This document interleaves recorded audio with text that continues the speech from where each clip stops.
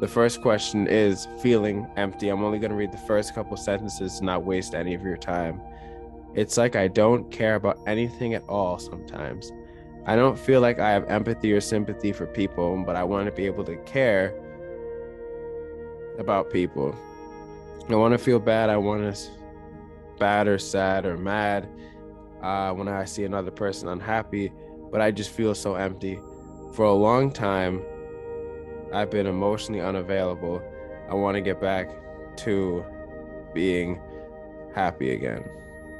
So, what I wanted to tell you, what I wanted to inform you or reassure you is that so many people I see are going through the same thing.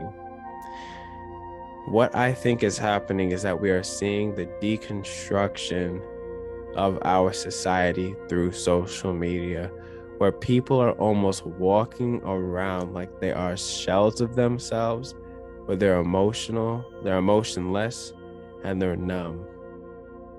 You see it, and I see it. Whoever's listening to this question has to do with you too. I go around and I'm looking around at people, and I just see that there's something off about a lot of people. It's just that they're so emotionally dead that you can just tell that they have no joy, they have no happiness, they have no motivation. They're just walking skeletons at a certain point. And I feel bad for all of those people, because as we tie this question back to its main purpose, I know everybody listening to this that you are more powerful than you think. You are special, you are talented, you are creative, you are beautiful, you are confident. But what has happened is that you've let society engineer you to a way where you are just a walking consumer, and that's it. There's nothing else to you. You have let social media and this world mold your mind to a point where all you are analytics and a dollar sign, no emotion. That's it. And it's so true. What we see is that when we binge watch TV, when we escape our reality through video games, on social media, it's almost as if it's draining our soul. Because what do we talk about every single time on this podcast? If you do not address your flaws, your fears, your insecurities, they are going to snowball to a point where you cannot handle them anymore. So what do? You continue to binge watch TV, you go to social media, all for comfort from what? Your own insecurities. You want to get to a point where if you want to tap into having emotions again, feeling better, feeling happy, feeling all your emotions, because being at peace with your soul does not mean you're just happy 24/7. You need all of those emotions in order to become a complete human being. Being all the way happy is not good, and being sad all the time is not good. You need a balance of all of your core emotions in order to finally feel peace with yourself. But you need to rekindle, you need to re-spark your happiness. And how do you do that? It does not come from social media. You need to get off your phone and find your true self, your true essence. You will never find that through your phone. I want to look at the camera and I want to tell this to everybody, or the microphone, or however you're listening to this. You will not be able to find your true self if you continue to binge watch TV, binge watch social media, and binge at any other vice in life. It does not need to be technology based. It could be alcohol, it could be drugs, whatever it is. You're never going to find your true essence, your true being, if you continue to chase outside vices and refuse to go in.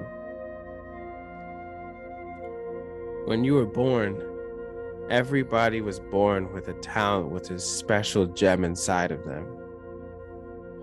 Don't let the world stomp out your blessings.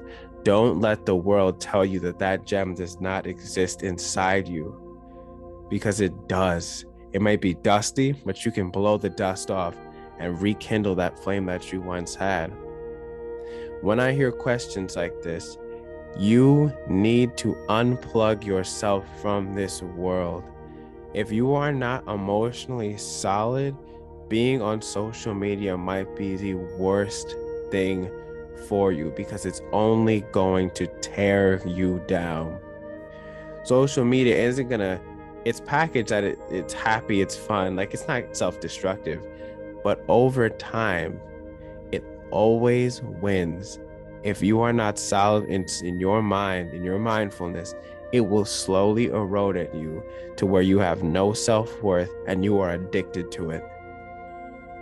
It's happened to me. I know it's happened to a lot of you. Social media is a drug. It's dangerous. Used with the wrong hands, with the wrong intent, and it could really hurt you.